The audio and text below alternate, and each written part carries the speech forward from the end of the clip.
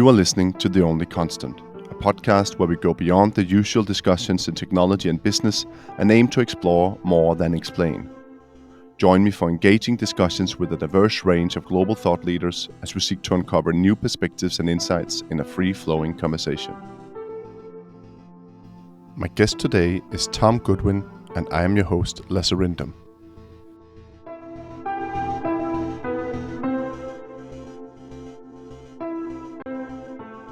Hi Tom, and welcome to The Only Constant. After a few postponements, we're finally here, and I'm so excited to have you on the show. I think it should be good. I'm looking forward to a wandering philosophical conversation. Yeah, that's what I promised you, right? Explorative. We're going to do that. So none of the explaining. Don't tell me what you already said to other people, Tom. Only new things right now. Active inference, only what comes to mind, okay? I love it. No, so maybe this is the wrong note to start off of, because I'm going to reference something you actually put in a post previously. I can give you a new steer on an old idea. Yeah, let's do that. That's a good one. So you wrote a post some weeks back where you said, on AI and on the whole innovation, hype cycle we're on right now, that, we can get either the same results with less effort, or we can get far more out with the same effort or more than we could ever imagine with a little more. And I think you're putting it really neatly here, but what does this actually imply, and why is this important to tell business people today? Yes, it's nice to explain this more, actually. I think broadly speaking, there's sort of three different ideas within this. The first is not a new idea. It's just this idea that technology is a lever. I mean, literally lever is a technology, like a wheel is a technology. What they do is they allow us to amplify the energy that we put in. There is a lever arm and there is a force. And as a result of those two magical things, we get more stuff done. That's a sort of medium-sized idea. The other sort of idea is one where, the world right now is driven by people very anxious to apply this technology very quickly, very anxious to declare themselves early innovators and, first to market. And therefore, we haven't had the time for people to apply this stuff in a deep way. So what we tend to have is people trying to use it to solve existing problems. And existing problems are rarely, this isn't good enough. Not many companies are bothered about the quality of their customer service. Existing problems tend to be, we've got too many staff, we spend too much money, this is too slow. And therefore, the sort of predominant mechanism and the predominant motivation to use this has been, can we do this okay and fire that whole team of people? Can we do Spotify unwrapped, but get rid of that pesky group of people that are asking for a pay rise? Can we still provide some level of customer service through a chatbot and get rid of our call center in Pakistan and so on? And therefore, what we're seeing, highly unimaginative and highly unambitious uses of this technology. And it's driving me nuts, to be perfectly honest, because I believe that technology is this amazing thing. I think it allows us to do things that we never dreamt possible. I think it allows us to ask new questions. I think it allows us to come up with different answers to the same questions. And I'm very frustrated with how containerized and how specific and how linear and how non-empathetic all of the applications of this technology have been so far. The bigger idea behind this, and it's not my work at all, it comes from sort of, Carla Perez and Schumpeter and so forth. When we have a new technology, the only way that we can really make sense of it is to kind of wield that technology in an environment that already exists. So we look at everything that's around us and we think, how can we make that better? And this is what always happens. When we first invented the steam engine, we made pumps to lift up water, to drive water wheels that drove the sort of factory complex of the 1700s. When we invented electricity, we looked at the iron and we thought, holy shit, we can make an iron that gets hot because of electricity. And then we looked at the oven, and then we looked at the toaster, and then we looked at the vacuum cleaner. And we had a period of about 30 years where almost everything that we made with electricity was actually quite boring. Yeah. Even the electric light's quite boring, really. I mean, we had lighting that worked before, and it was the servant's job to light it. So actually, the advent of electricity, both for domestic and industrial applications, made very little difference, really. It was just a kind of incremental innovation on top. It was only really when you took a step back, and it took a bit of time, but when people kind of looked at what electricity meant, they were suddenly able to conceive of new things. So whether it was the radio, whether it was the telegraph, whether it was the TV set, whether it was the microwave. When we worked around the new possibilities that technology enabled, and that took a lot longer, we made things which actually you could argue sort of radically transformed the world. And there's this weird thing that happens where quite often innovations that look quite boring actually have quite a fundamental impact on society. So the radio was of massive consequence. The telephone was hugely do you think this is, it spoke about this, Stephen Pemberton said this was sort of like a generational thing. He said, we have to get rid of the old generation, and then I said, oh, that's a drastic thing to say. I didn't mean we should be killed, he said, but just we need to die. But to some extent, isn't that also part of it, right? Getting rid of the new generations will grow up with this, right? See the natural part of it. Yeah, there's two very interesting thoughts there. I mean, the degree to which these people need to die versus these people need to be, to retire versus these people need to be less powerful in meetings versus these people need to listen to people. I think you can sort of find a happier point on that. that line that's not just waiting for them to be sort of killed off. We can just lock them up somewhere, right? Just lock them up, sort of throw away the key, make sure they can't speak. No, I think there needs to be a sort of predominant shift in the culture. And that tends to happen as a function of newer-minded people walking into a room. It's a slightly different conversation, but it's amazing to me how different the world feels based on how old the population is. Yeah, you look at societies like Japan or Italy, and then you go to a country like Saudi Arabia. And then you have countries like the sort of US and sort of Sweden and Denmark between the two. Something amazing happens when the people in power are actually planning on living in the future that they're trying to create. So there is something about the novelty, there's something about the ambition, there's something about the naivety of younger people when it comes to new things, or younger feeling people. You also know you have a belief when you're younger, and you're a little bit more, pessimistic. You're not being evolved. You're being dissolved. Yes. To some extent, right? You're less guarded. I think there's an incredibly powerful thing behind stupid questions. I've always thought the best sort of chief innovation officer would be an 8-year-old just sort of saying, why? Why? Awesome. So I think one needs to have sort of freshly minded people, and I'm not saying those people need to be young at all, but they need to sort of act in a naive way. And then you also need to have people who are not sort of limited by the assumptions of the past. And this is the really hard thing. So I've heard that quote about waiting for old people to die before, and it's sort of interesting. But what I find a slightly more precise form of it is you don't tend to change. Like, people don't tend to change. The world doesn't tend to change. People kind of build. There's no vacuum in these things. The way that you do novel things is not to wait for the old things to die out. It's to create something that destroys the old way of doing things. And I think sometimes we don't realize quite how culturally challenging and how socially challenging the idea that we just need to start building new things is, and that the way that things have been done before, and a sense of comfortable compliance, and a sense of general sort of laziness and sort of happiness in a moderate way. It's all of that stuff that's in the middle that tends to sort of destroy innovation and destroy new ideas. Yeah, but there's all these quotes right here, right? You also there's this one with God made the world in 7 days, but he didn't have an installed base, right? And the whole it's an old one. I love that quote as well, right? But it's also the path dependency thing, right? I think that was Thor on the podcast a couple of episodes back. He said, path dependency is the only constant. You always have that. I think Scott Newton mentioned, of course, the Blockbuster thing. Everyone talks about the Blockbuster thing when they talk disruption, right? But really, they were disrupted because, their distributors, the ecosystem had DVDs on the shelves. They would lose their jobs if everything was streaming, so it didn't make any sense, right? So there's this entrenchment in our ways of working, and it's just difficult to go in and incrementally change that, don't you think? Or do you know, not many companies are more than 20 years old.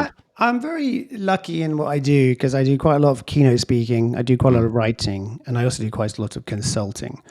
And the amazing thing about consulting is you realize that everything you've ever said on a stage is kind of nonsense, and everything you've kind of written about is not the full truth. And I think the reality is, and this doesn't sound very groundbreaking, but every company is very different, and every situation is very different. And the keynote speaking business lives or dies on saying generalizations like disrupt or die, or the pace of change has never been faster. Because that makes a good slide. If you say it's actually really complicated, and actually after Nokia, Blockbusters, Borders, Circuit City, there aren't Nokia. There aren't that many examples of disruptive innovation. And now we're going to ask you a question, because I think you can answer, maybe, because can you even prepare for disruption? Is it possible for a company to prepare for disruption with a company being the logic that it is? It's a really difficult one, actually. Let me think this to say this, that it's quite hard to order my thoughts in a logical way. I think first of all, disruption is an absolutely nightmarish word because it doesn't really mean anything.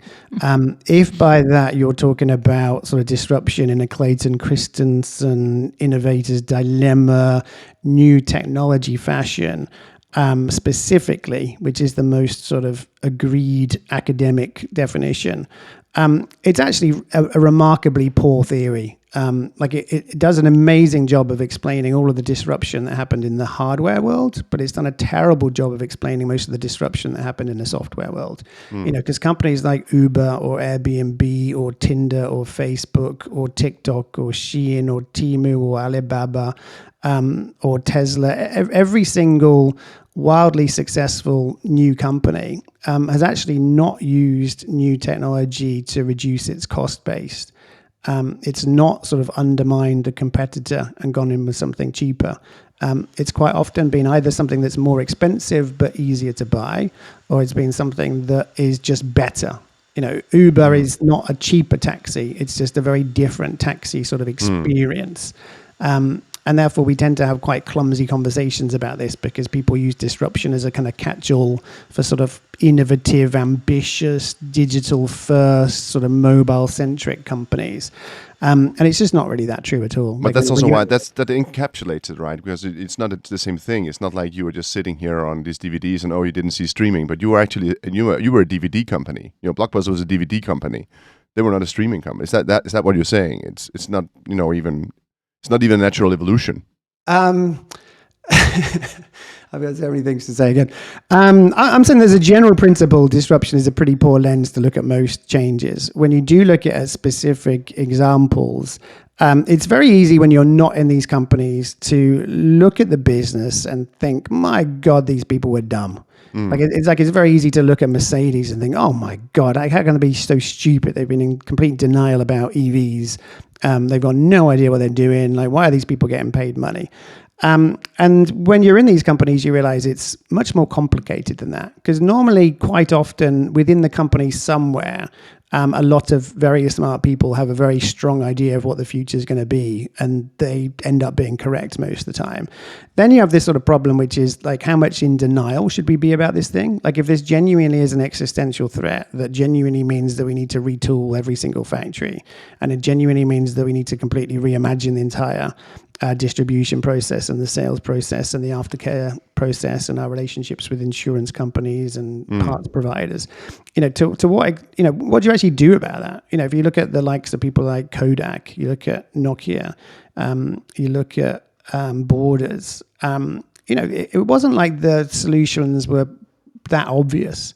Companies are very much like oil tankers. They're incredibly good at doing something which involves being full of momentum, complete alignment, complete sort of dedication to a long-term vision, and they're just not designed to turn. That doesn't mean they're terrible oil tankers. It means they're amazing oil tankers, but they're terrible speedboats. But they're not really in the speedboat industry. If you want to go water skiing behind something, you're probably not going to choose an oil tanker. And therefore, I think we tend to be quite unfairly critical about judging these companies against standards which is not appropriate to judge them against. And one of the amazing success stories really of the last sort of 10 years, and something that I didn't really see coming in some of my earlier work, was actually big companies have done an amazing job of maintaining market share. They've done an amazing job of maintaining profit share. They've done an amazing job of maintaining growth, returning capital to shareholders. And we don't talk about this enough. I mean, like, everyone's very quick to go on a stage and applaud Brian Chesky at Airbnb for designing, quite a nice app. But no one's applauding. I mean, no one even knows the name of the CEO of Marriott, of Hilton. No one's sort of applauding the work at Walmart, sort of competing with Amazon. No one's looking at McDonald's and going, wow, they actually did an incredibly good job of digitally transforming, the customer experience that you have in these places. So quite often all of this sort of general advice about, being nimble and acting fast and looking ahead and being proactive and having innovation centers and disrupting yourself, often the real approach that companies need to take is very much a specific thing based on the specific dynamics that are going on in that industry. And actually, most large companies in most large industries are probably doing something which is about right. I think car companies are sort of messing up slightly because they're so big and they make so much money. It's just very hard. They also, it's also more difficult when you have, a long-term, capital, technology that you're just sort of capitalizing on, and it's more difficult to turn that around because that's a really big investment you're losing if you're changing it, right? I think that's the car industry issue for European car makers, American car makers, right? I mean, when you look at the history of innovation, you realize that everything really comes down to the business case for making that change. Yeah. And that's why change doesn't happen that quickly, because if there's large capital costs and large cultural change sort of costs, it's very hard for companies to do that. And it's one thing to think it's probably a good idea. It's another thing to be able to prove out the business case for that. I mean, the way to do it is to really think about the opportunity cost. Like, when I'm advising companies, I'm never saying, your industry is not going to be disrupted that much, so chill out. I'm saying you don't need to approach this from a position of fear. You don't need to go into this business with the assumption that Warby Parker, is going to dominate the sunglasses industry, or Allbirds is going to destroy Nike, or that every D2C brand is going to destroy Procter & Gamble. I don't think that's going to happen, but that doesn't mean that Procter & Gamble can't make better products. It doesn't mean that Walmart can't improve the way that they serve customers. No, because I want to just tie these things together, right? You call them tankers, right? I mean, most companies are tankers, big oil tankers or something. They're good at doing that, right? And then you also said the initial quote that we started with was, you can get far more out with the same effort, or, you just need people to think a little bit more out of the box. But how can you do that when you're an oil tanker? You're sitting in the middle of an oil tanker and it's going at the 5 knots an hour. I don't know how fast they go, and and you're just asking, just think a little bit more like speedboat. Is that what you're asking them to do, Tom? I mean, Lasse, what you've done there, you've kind of you've cut to the sort of big question in a way that is always in my mind, and it is always in my consulting, and is not often in my sort of writing, because it's not a good format to ask big questions. But I mean, what companies need to do is to have a sense of plan. It should not be that every company is changing all the time. It should not be that every company is terrified of change. It should be that every company has full situational awareness of where they are. I don't actually subscribe to the belief that the future is that hard to predict. I think the timing of the future is very hard, but actually, it's not a shock that we buy things off the internet, because there's been a perfectly linear trend, apart from 2 years, since about 1999.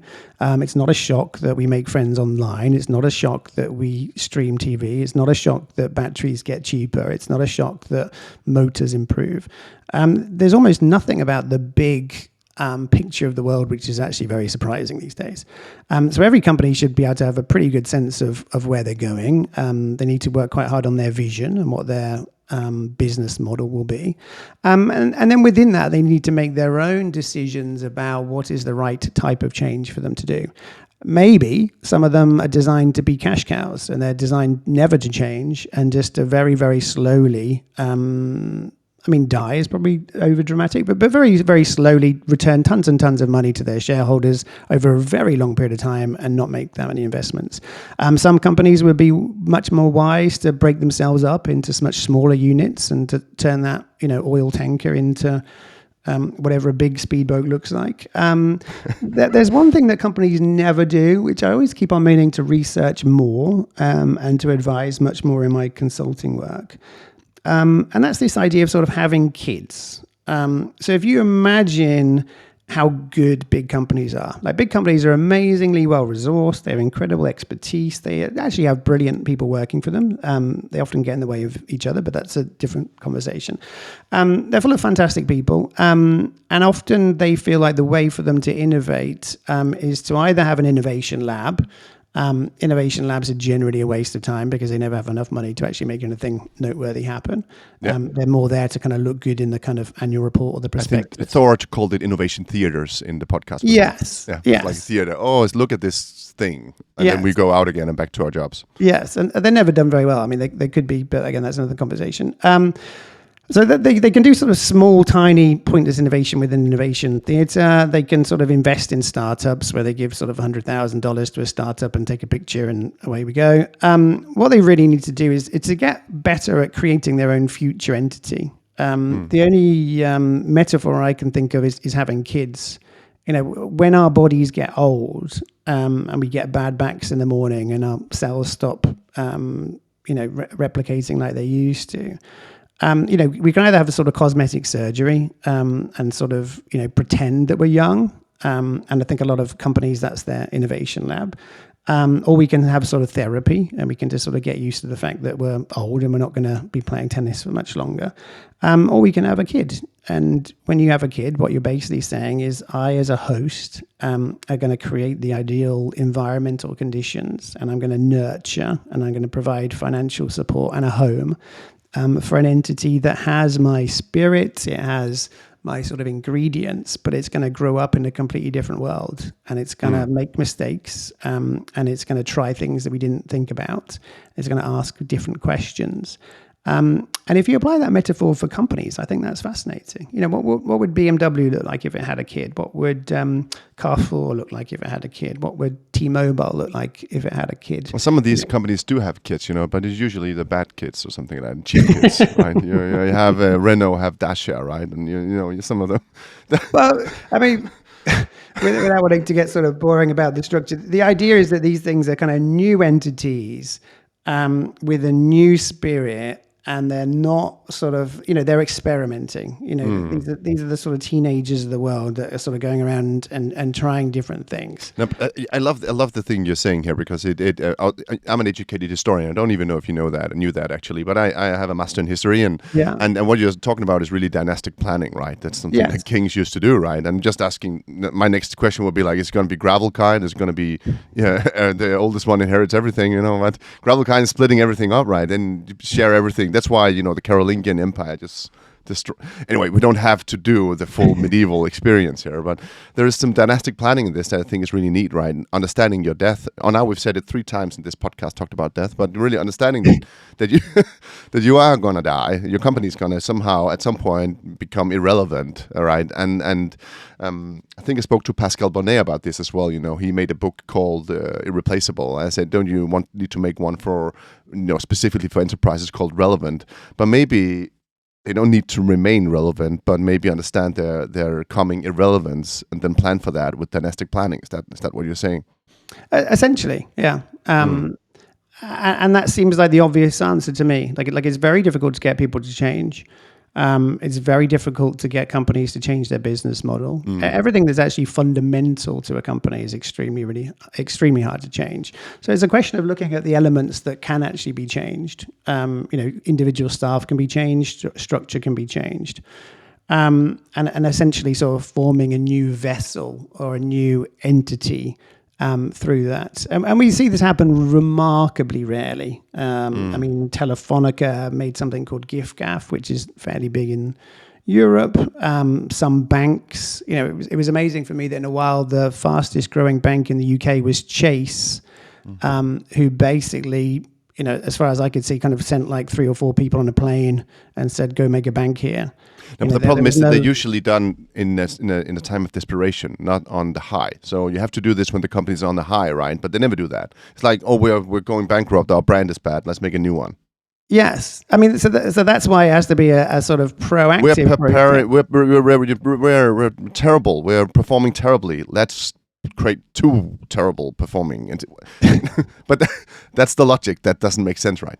The timing of the change is Timing. very odd to me, actually, because in my experience, a lot of the people that get in touch with me are basically too late into the program. And effectively, by the time they realize that things are really looking bad for them, they don't actually have access to the capital, and they don't actually have the sort of runway, and they don't have the staff they need to sort of get themselves out of that situation.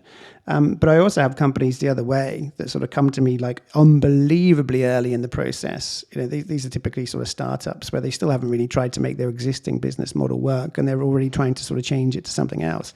You know, the secret to real deep digital business transformation is to be the right amount of screwed. You know, to be doing it before you have to, but to also have a clear sense of the reality of the situation. But also, I'm just going to circle back to what we talked about in the beginning, because we talked about AI and or what we could get with AI and get the same or get more, right? And you spoke about, companies they try to react to it the way they already understand other technology before. But I've said before that this seems like it's a different animal. Like you're treating it, you're seeing it as alien animal, and you're like, Thomas Cook, you go to Australia and you see a kangaroo, and you're like, maybe this is a cow. Let's put it in a stable or something, let's is that what we're doing right now? We need to realize that, this has a pouch. Is that the point? I think something I'm very aware of with AI is everyone's talking about it in a very absolute form, as if they fully understood what it is and how to define it. And maybe I'm quite unusual in that I'm quite happy to accept that I don't quite know precisely what this is going to mean. We don't have a particularly good definition of it. Like it's kind of become a marketing term. Yeah. And even when we have precisely defined it, it still includes elements that are as disparate as kind of robotics and I know speech recognition. And in simple terms, what we really have is we have really, really fucking good computers. And it's not a sort of paradigm leap, like the difference between computer modeling and digital twins there's not a sort of binary point where we flip from one to the other. The difference between sort of image recognition that's done with databases that we had 3 years ago and how it's done today is not radically different. It's the same principles, so everyone's talking about it as if we kind of woke up one day and we found this whole new sort of computing paradigm. And actually it's just been a sort of came to Moses on Mount Sinai. Sometimes people treat it like that, like, whoa, look at this. The big thing that happened is when OpenAI created a user interface which allowed normal people to experience this. That was the big change. There obviously has been an enormous leap in performance, but in a way, the big reason why we're all talking about it now is the sort of quality of the user interface and the way that it became democratized and normal people started using it. And when I look at it, I realize a couple of things. One is we don't really, as I said, we haven't really defined it. Two, we don't really know what it means. Three, we don't really know how good it's going to get and how quickly that's going to happen. And I really mean this. I mean, when I talk to experts in the field, it's pretty clear to me that they don't really know why it's as good as it is at some things, and They don't really know why it's as bad as it is at other things. They don't know why it seems to be able to learn languages it's never been taught, but they also don't really understand why it can't count the number of R's in strawberry. And therefore, when you're trying to make predictions about what this means, it's actually very, very hard to do so, because I don't yet know if this is something so profound, like the internet, like electricity, that one should just look at your entire business model and think, let's start this entire thing from scratch on the assumption that in 1 year's time, AI is going to be amazing.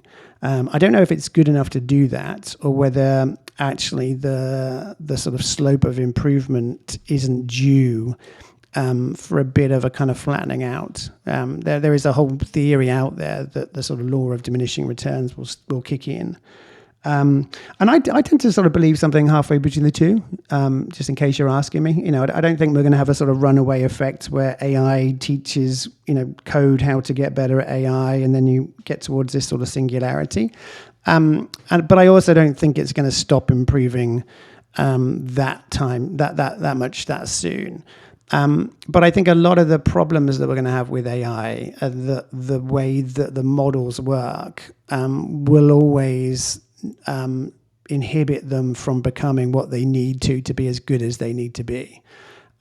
So, one needs to understand it's not understanding anything. Like AI appears to be able to play chess, but it can only play chess for about 10 moves, and then it runs out of a memory of people doing that before. I always say also, if you ask it to be nice to you, it'll be nice to you. If you ask it to criticize you, the moment after it will do that, it doesn't have an opinion. There's nothing inside it. Yes. It's just a big bubble, right? Or balloon, It's just, other people have talked about this a lot more, and they'll know more about it than me, but one needs to be very aware of the limitations of it as well.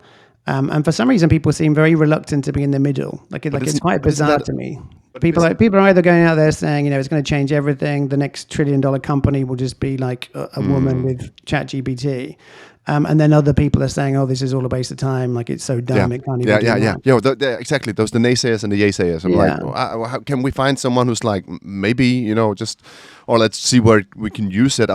My problem is that when you have these yaysayer thing, I think there is this, and you said that as well, we can optimize a little bit, get things a little bit better, you reduce the effort and all that. But then we sort of seem to be hunting just best practice. We say, oh, it's okay just to be mediocre or do whatever everyone else, because we think the whole market is going to go to that. Everyone's going to do that with AI. But I actually don't think so. I think that in a couple of years, we will find the places where this will become a leading practice. We'll do something that's much better. And so if you're just hunting mediocrity with it right now and taking your customer interaction away, turning that into an AI, turning it over to an AI, when the customers are, the most important people for your company, then maybe you're not doing leading practice. Maybe you're just, sub-optimizing for a cheap profit right now and not chasing leading. We used to chase delivering the best to our customers, best products. And I feel like there is this tendency right now where everyone's just like, no, but this will be something everyone does this way, and then we just sort of accept that and go do it. And I don't think that's the right way to approach it. It's not, although I think this is fairly typical for this part of the kind of the cycle. Everyone's throwing money at this. Everyone's trying to do stuff quickly. Everyone's trying to take the existing way of doing things and then sort of add a magical sparkle button to the app. And now this is with AI. There's always going to be a lot of debate about, is this a big thing? Is it a small thing? Is it going to make money? Who's it going to make money for? This is very typical kind of early stage of the kind of adoption cycle. What I'm kind of looking to do is to try and accelerate the thinking in my mind so that the real meaning of this and the real understanding of this and what new things this makes possible are things that I'm able to advise my clients on a bit earlier than other people. But it still means that I'm probably not going to be that helpful for another 6 months or a year. Like I still think, we should be experimenting now. We should be thinking now, but we probably won't have the answers for a while. I always think the very profound thing about technology is it changes some of the assumptions on which you make business. So the internet meant that Netflix could open up in 160 countries just by flicking a switch. It completely changed the way. Yeah, but before that we had Napster, right? Or we had Napster and all the downloading, right? We did that, and then because we need to reinvent the business model behind the internet, right? That was Netflix and Spotify. No, exactly. So we went from owning music to sort of effectively renting it. So you get these massive shifts that happen because someone approaches it and they go, well, wait a minute, like, what if we don't need to buy it? Like, wait a minute, what if we don't need to like have it? Like, wait a minute, what if we don't need to like be in the same time at the same place? Like, wait a minute, what happens if legal don't need to be involved? So the incredible thing about AI is it'll raise those really profound questions. Like we'll all be in meetings in 3 months' time or 6 months' time or a year's time, and we'll be like, wait a minute, like, do we even need to do that? Because exactly. It's like also, you have tenders and they're being done by AI right now, and all the offers for the tender is being done by AI as well. And you're like, why are we even doing this process, right? It's just AI on AI. There's something, it's sort of, I think it's sort of mirroring or showing to us what we're doing that makes no sense, because if it can be done that easily by an algorithm, does it even make sense to do? And, and that's the questions I see in everything, everywhere I go. It's like, clinical positive psychologist, right? It's like, that's just, almost... what do you call it? A talking paper. You just ask these questions. You go blah blah blah blah blah. I'm like, I can do this better. I don't need you. I don't need you in the room because you don't hug me. You don't say I care for you. you just repeat these questions, and try to turn everything I say negatively into something positive. So why do I need a human in the room, right? And that's where I think it's sort of mirroring us and showing us what makes sense for us actually, and what is just algorithmic manipulation, right? To some extent. But these are all good things to sort of be close enough to understand, but then further enough away from to take a step back and think, is my viewpoint into this a helpful one? What other experts do I need to consider? What are we not thinking about? But yeah, I mean, in short, we're in the very early stages, and all these questions are great, and we shouldn't expect to have a particularly good answers for a little while. But I think now I need to also say why I really wanted you on the show as well. So Tom, you're a very special influencer also on LinkedIn. You have a lot of followers, and if you put that into perspective, and then you made this, I don't know, batshit schizo post the other day, which I hardly ever see from anyone with that many followers. Because you wrote, that Gen AI is, it's incredible, it's a pride for the human race. And then you said, just next bullet, it's destructive on the environment. Next bullet, it's popular, everyone wants to play with it, it's brilliant for it. Next bullet, Sora is useless. I don't know who wants anything to do with it. Who needs AI generated videos? And that's rambling. And then next bullet, and it's replacing the things that we like to do. It's good and fun for us to do. So why do we need to do it? Shouldn't we keep that to something we do, right? So this post was like, moving back and forth between the yay and the nay, right? And I just love that because it's an honest opinion. It's just, you just throw it out there, and then I can sit there and think, yeah, that is the positions. I'm split between the same 5 things, and I felt I felt met by your by your post. Maybe because I'm batshit crazy as well, but do we have to be schizo to be in this market and be realistic? I think part of the reason I've got, I guess, quite a lot of followers on LinkedIn is because I'm quite honest, and I kind of use it to learn. The whole point of having people that you're lucky enough to have listen to your posts so that you get feedback from them and you can hear what other people are thinking and you can hear from experts that know more. And a post like that reflects very genuine feelings I have, which is this technology is completely remarkable. And if you use it all the time, you have moments that are kind of bafflingly magical, and suddenly make you think that the future is going to be wildly different and perhaps better to what you think. And then a few minutes later on, you'll sort of smash down to earth and you'll realize that actually that was just pretending to be good, or it doesn't really work in this situation, or it actually just got lucky. People were early on were asking it to tell people jokes, and the jokes were quite good. And then everyone thought that, that meant that, this must be a kind of an entity that understands people and understands humor. And actually it just meant it was quite good at knowing the structure for a joke and finding existing jokes, and effectively sort of transposing or just copying existing jokes. So it wasn't actually creating anything. Right now, if you asked AI if your post was going to perform well, it wouldn't know if your post was, quote unquote good or not. If you asked it if something you wrote was funny, it doesn't know what humor is. If you asked it to develop ideas, it can't develop an idea. It can just provide combinations of existing ideas. And therefore, to be in this space and to be experimenting is to flop between one sort of extreme view to another. And the process of doing that is quite an emotional one, where you end up sort of feeling quite tricked almost. But nonetheless, I think this is a very good experience to go through. And I think the reality is that most of this technology at the moment is being pushed by, and I'm going to be sort of dramatic here, but it's kind of like the laboratory. These are sort of people in a lab metaphorically playing with Petri dishes and sort of squeezing colored fluids into different things and then seeing what happens. The entire process is completely devoid of any input from the real world. And that's not necessarily a bad thing. But this is what I see in the world everywhere. The people that make 3D TVs, the people that make curved TVs, the people that make microwave ovens, the people that develop vacuum cleaners, the people that make new mobile phones, the people that write software as a service. Everything's been driven by technology people who are completely removed from normal people. And are acting completely in isolation of those people and don't appear to be that interested in people. I spoke to some software developers once who baffled, Yeah. asked me, are people really working in Excel still? Yeah. Yeah. Like, where Yeah. do you live? So one of the best things about people like us, and it does appear that we're quite unusual, is that we're very curious. So it's my job to try and understand a bit about code and the principles of code, but it's mostly my job to understand people and dynamics between people and tribal behavior and companies and how they make money. So we're in this weird situation where all of these AI companies are basically in their labs sort of playing around with their Petri dishes.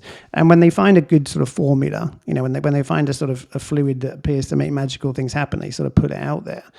But at no point in this process are they cognizant of what is actually helpful to people. No, but it brings me to, this is also one of the stresses for me is, whenever there's a new model coming out, it's being, pushed everywhere, and everyone's, my whole LinkedIn goes like crazy. It's like, oh, okay, another week destroyed by blah blah blahing on this new announcement, right? Yeah. Because it's so one-sided, right? You have this one-sided message from the labs saying this now, right? This is going to change everything. You don't need graphics workers ever again, blah blah blah. And then, but the problem is that it's really, and you also said that earlier.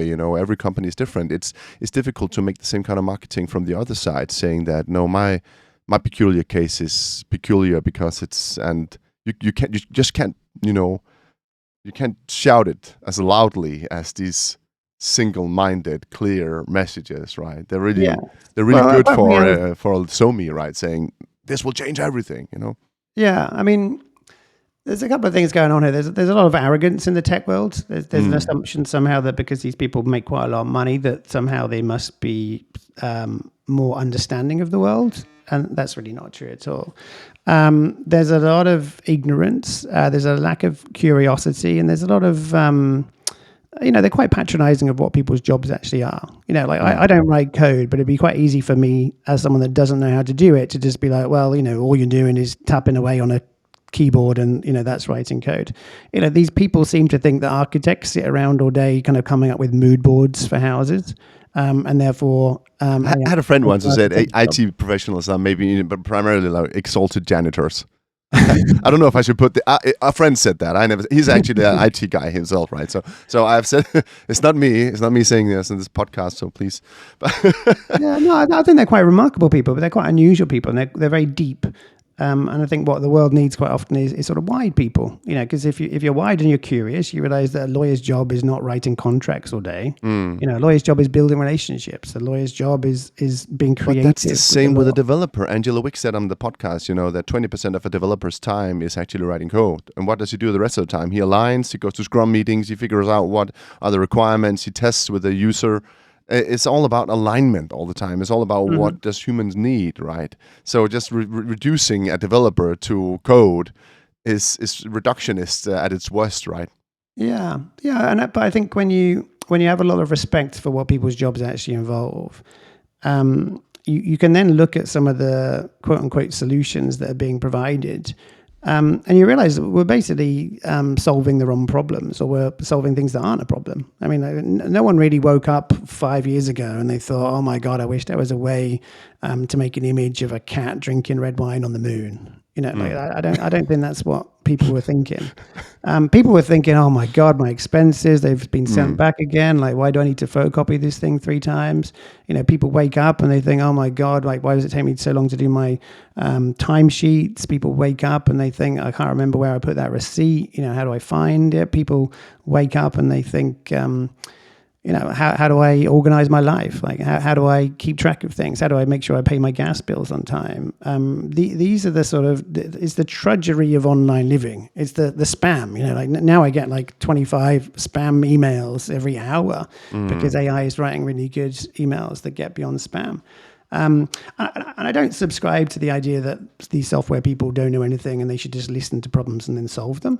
But I think the process should not be entirely driven by what technology allows. It should instead be a kind of marriage between an understanding of real problems and then an understanding of some of the techniques and some of the levers that we can use to solve those problems. And I don't see much sign of that happening. There's another thing here which I sort of got to in my post, which is some parts of being alive are quite good for us. Like eating food, you could call a bit of a job. You could sort of try to sort of create a new technology that meant that we never had to eat food again. But it's probably quite good for us to eat food. Eating food is about preparation. It's a bit like meditation. Eating food is a social thing. And in the same way, it's actually quite useful to have to remember your family's birthday because it means you're thinking about them. It means you're sort of caring about them. Writing a thank you note to someone that's left your team is not a job to outsource to AI. And I kind of worry that there's this drive for efficiency that means that we're becoming uncomfortable with thinking. But we're both, driving for efficiency, and then we're at the same time adding tons of new attention points, also on SoMe, right? So I don't think about my friend's birthday because I'm watching random posts from random people on SoMe, right? Yes, yeah, and I think at some point we need to. So we're both efficient in making things more efficient, and then we're flooding at the same time. It's a weird thing, right? You're getting more things to look at, more stupid cat videos to look at, while you're forgetting your friend. I posted this in my newsletter the other day, and I was quite surprised at how many people picked up on it and wrote to me because of it. But AI is this amazing thing that can save us time, and therefore we're freeing up time. You can imagine a world where half of your emails are written by an AI. And I'm not sure people are asking the question, well, what are we going to do with that time? Because I think evidence at the moment would suggest that we're freeing up time to then look at really dumb videos on our phone and to look at posts on social media that make us angry. And then you think, actually, maybe it'd been better off if I was just spending this time, writing emails to my team. Maybe that's a more wholesome use. And I think a lot of life is a bit like a gym as well, actually. Like the act of knowing how to reply to an email and what tone to use. These are really important skills. Like writing compelling and in a succinct way is a very important skill. I'm not too sure why would we want to sort of hand that out to an AI? Like it's one thing to not know how to times 236 by 137 in our head. And, I probably could have done that when I was 7 and I can't now. I don't miss that skill. But if I was unable to write a thank you note, if I was unable to reply to an email where someone's saying they're not going to be working next week because their mum is sick, that's a really important skill to have lost. But also some of the things that are just, I spoke to this on an episode also with Ted Chilton, that the friction of the world, the small things, right, that we are polite when we meet someone in the post office. Now there's no post offices anymore. In Denmark, we don't have it. Almost, right? It's like a weird thing. There's no lines in the supermarket. There's no, you don't meet people anymore. You buy tickets online when you buy a ticket for the train. There's no friction. We don't meet people that are strangers that we have to be polite to. So to some extent, now I'm getting a completely different, reference. But it's like we're removing the big other, which is, in psychology is a big concept about that. There's something out there you need to sort of. Someone else out there, a stranger, you need to sort of adapt to in civilization. We're sort of removing that and making this a small shell around ourselves, right? Instead of having to know all the time that someone else out there could have a completely different opinion than me, and I had to sort of align with that. It's sort of a bit weird to me. I mean, again, it's a very classic thing. Like if you look at the history of technology adoption, people think that trains are going to cause our brains to smash, and people think that bicycles are going to make women sort of infertile or lesbians or something, or they're going to make them too free. There's always they did actually. They became very free after the bicycle. You just look at history. I was going to say, actually, we don't talk enough about some of these stories. And, if you talk to a really old person about what it was like to grow up in a village and someone invented the bicycle, it actually completely changed people's lives. But where am I going? What I'm saying is we're still in the early stages of this. And I think it's perfectly reasonable that we're lost right now. Like we still don't really know what the technology of the internet means. We still don't quite know, whether social media is an amazing way for us to form tribes and connections and to learn about ourselves at scale across the world, or whether it's just a sort of device to hack our biochemistry and make us get really angry and distrustful. So all of these technologies are wonderful. We just need to use them in a better way, really. I think that in Denmark, and we are the public authorities in Denmark. The public sector is one of the most digital in the whole world. I think we've Yes. been number one for 5-6 years or something in a row, and we just had a debate just this week about we need to. I think it was a minister somewhere who said that we need to make sure that parents don't have to sign up to events for their kids on Facebook, or if you want to go play football, you don't have to go somewhere to do that on a social media.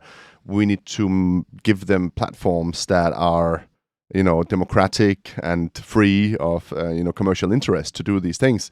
And I've personally been asking that for 18 years now, saying that why can't we do this outside, right? Why don't we have a platform to do that makes sense, that's not driven by a narrow objective goal function to just have me get more advertising value for some company in Silicon Valley. It's if it's free, I'm the product, right? That thing. Why do I have to be a product? Can't this be part of my taxes, please? It's an infrastructure thing, right? Don't you think? I think, there's lots of different things you're talking about there. So I don't know which one to pick up on. It's certainly the case that governments need to think a lot more about digital infrastructure and the massive amount of inefficiency that's out there. It'll be quite interesting to see what happens in the US with the kind of DOG team or whatever it's called. I do think we should be much more worried about the way that online advertising changes the way that content is shared and why people create it, because a lot of it is acting against our best interests. But more than anything else, I think there's quite a big problem in society at the moment with kind of loneliness. I think we've got quite a few factors that have come together that are quite concerning to me. People have kind of forgotten how to exist in the real world sometimes. They kind of need to be tapping away at something. People are finding that more and more things are done without human interaction. And you do kind of wonder, I don't know, with all these things really, they kind of ladder up to the same question really, which is what are we kind of optimizing for? What does a good day look like? Is a good day one where we didn't have to spend that long cooking? Is a good day one where we didn't have to spend that long doing our taxes? Is a good day one where we joined online Zoom and met 35 new people remotely? I think we need to go through quite a lot of modern behavior and think, is this a good use of my time? Is this a good thing for me? And I think we need to be aware that quite a lot of the mechanisms that are out there kind of act against our own interests. And we need to sort of take a more active role. But this is counterintuitive, right? Because let's imagine I love to just watch Counter-Strike videos, right? So I just go on any social media, I see Counter-Strike video, I see everything I want to see all the time. But just imagine that you would, I like Beverly Hills, and now I only see Beverly Hills for the rest of my life, right? And how devastatingly lonely and boring that would quickly become, because is it even possible for us to demand what we need, right? I remember being like, no, I really don't like dragon fantasy crappy series. And then someone lured me in to watch Game of Thrones, like, I love dragon fantasy kind of series now, right? But we evolve through this meeting something outside of our echo chamber, right? Sometimes we have to, and this is also back to the company discussion about disruption. Sometimes you have to have change thrust upon you, right? To some extent, right? And so there's the personal, we're actually sort of looping it together right here with these things. Yes. I think that the most important thing really here is the question, is the notion that we need to question these things. So the very weird thing about technology is amazing, and it tends to spread in all directions, and it tends to just enter our lives in every nook and cranny. And therefore, it kind of happens automatically where this stuff is just there. No one can really remember, going on Facebook for the first time and how it changed them. They can only really remember an age where we suddenly started sharing pictures with each other and commenting on stranger stuff and poking. You remember poking? Poking. And I think the one question we need to ask is like, are we happy with how and where we're using technology? Because these things are not like technology is bad. These things are not social media is evil. It's much more sophisticated than that. It's, what is the right role of social media in our life? What should we be using it for? When should we not be using it? What's a good age to get? Yeah, stuck but also, into it? should we expect a bit of friction? We expect things to be a little hard to evolve us and to develop into something differently? Just going on Tinder looking for the right match all the time, or should we expect to find something where we didn't think of it? Maybe you shouldn't find them in clubs on Tinder. Maybe you should actually go to some farmer's market and there you'll find the love of your life, right? But do we do that, or do we just is our technology right now just reproducing what we think we want? This is actually asking a question about, are we even able to demand? I always say demand is the human thing in this technology craze. We will always be the ones demanding. But are we even able to do that, or do we need some random thrusting? On us? We need to learn the discipline, really. I mean, that's what I mean about technology entering our lives. Is the kind of default is that technology is everywhere and does everything. And at some point we need to go, wait a minute, is this a good thing?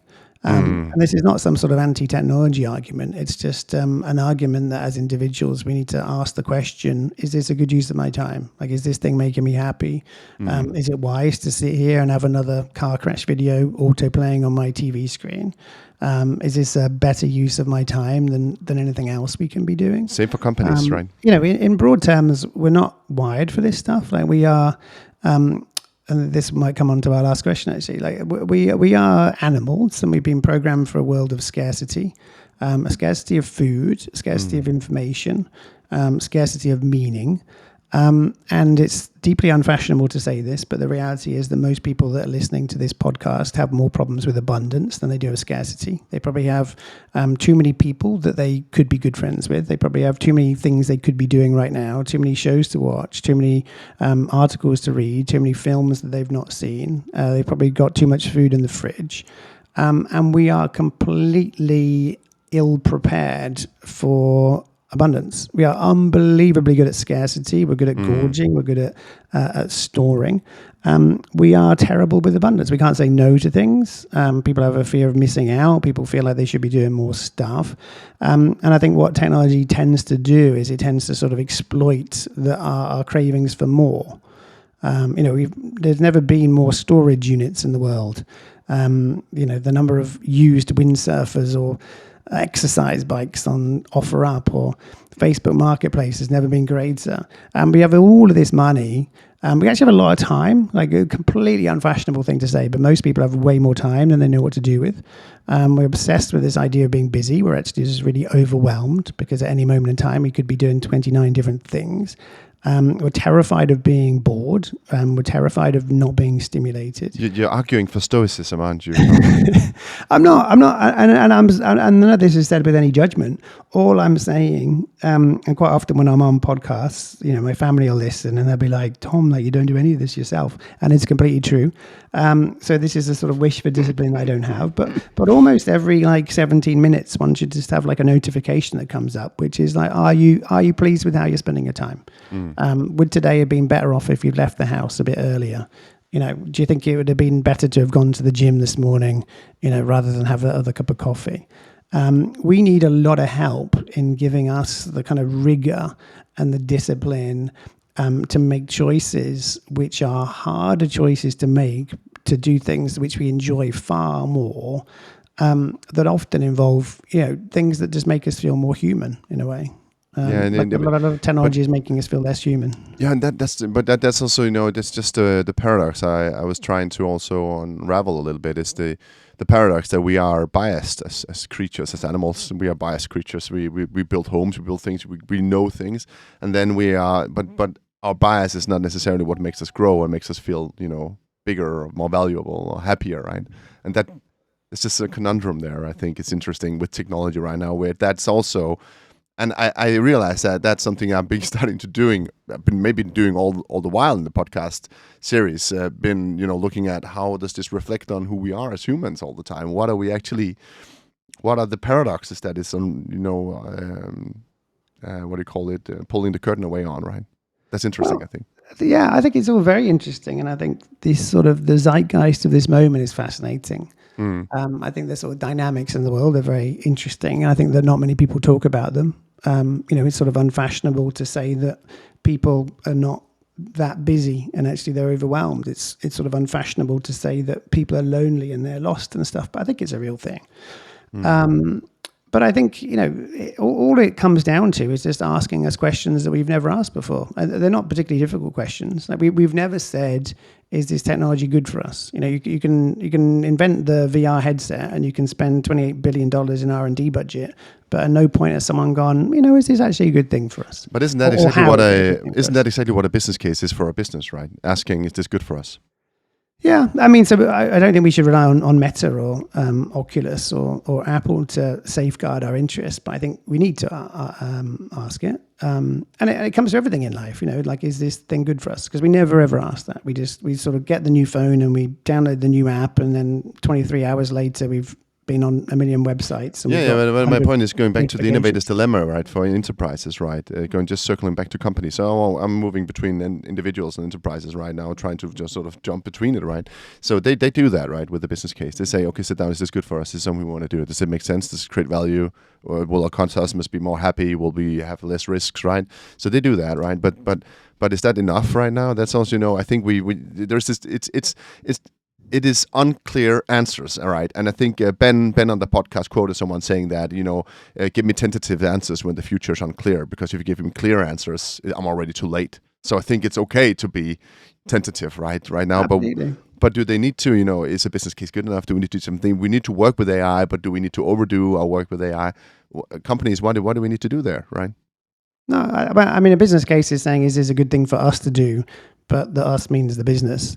And therefore it's on us as individuals or consumers or people or whatever you want to say, to be asking those questions as well. And I think that's something we don't do enough.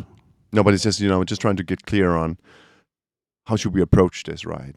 As individuals, we should try it or not try it. As companies, should we dive into it and say we need to do this? Or should we look at, stay more on the super tanker or go to speedboat, the mindset, the shift of it. That's what I'm trying to get.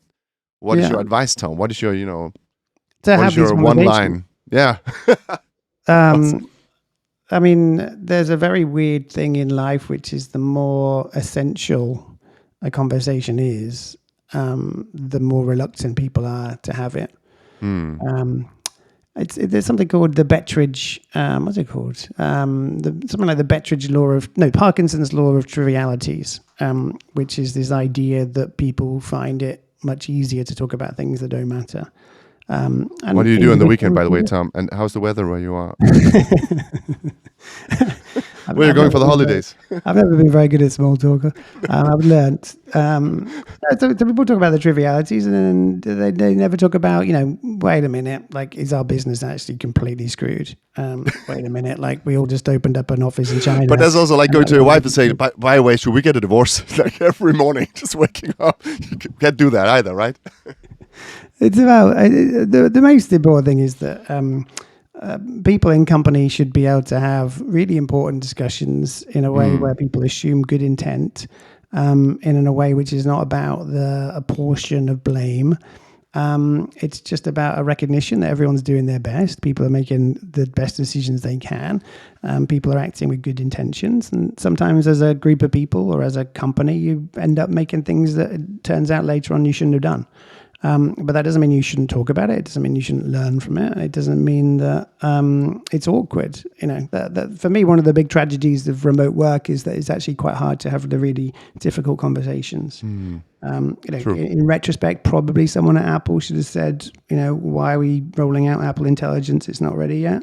Someone should have been saying, why are we making a VR headset? Like, it doesn't really seem like a very commercially sensible product. You're saying that's a COVID product? I think a lot of the things that I see now are kind of COVID products. Yeah. I love Everyone's this. very busy doing the wrong things. Yeah. I think actually that quote, good intentions and having the difficult discussions. I think that's a brilliant quote also from this podcast, Tom. And I actually had some more things I want to discuss with you, but you've sort of covered it and all the other things we've already spoken about in a truly magnificent episode of The Only Constant, Tom. So I've been really, really happy to have you here, and I hope you've enjoyed it as well. It's been great. Thanks for having me. And I have one final question, right? Yes. That I know you prepared a little bit for. So are you ready for that question? I am ready. Yes. So Tom, what is the only constant? I think the only constant is human nature. It's quite sort of unusual to think about it, but I mean, we really don't change. Or at least in most ways, the pace of change of human behavior, what keeps us up at night, what motivates us, is enormously unchanged. There's this amazing sort of theory called pace layering. Sadly, I can't remember the author of the original idea, but it basically looks at sort of change in the world almost as tectonic plates that kind of slide over each other. And something like sort of popular culture and memes, is this thing that changes by the hour, sort of Google Trends and all that. And then you have other layers like infrastructure. It takes a long time to build a railway. It takes a long time to change a car's design. But underpinning everything is human nature. And I think we really, really, really forget that at the end of the day, we are quite dumb animals. We are trying to sort of hump each other and procreate. We're trying to show off to each other and sort of prove status. We're trying to form connections with each other so that we can get gossip, to help us with the tribe.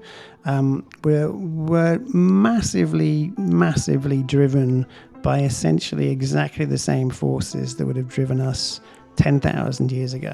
We are incredibly primitive, and even aspects of our behavior that are more tangible. Like we shake each other's hands to show that we're not carrying a sword. We cheers our drinks together to show that we're not poisoning each other.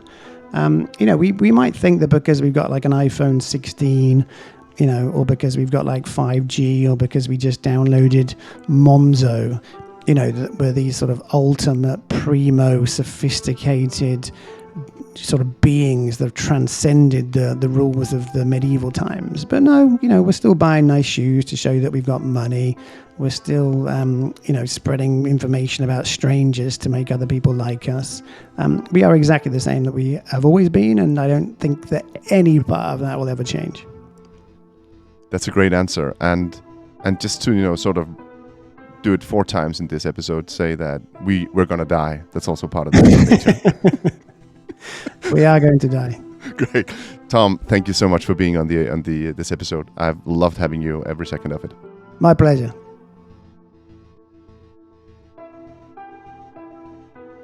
You've listened to The Only Constant, a podcast sponsored by Basico.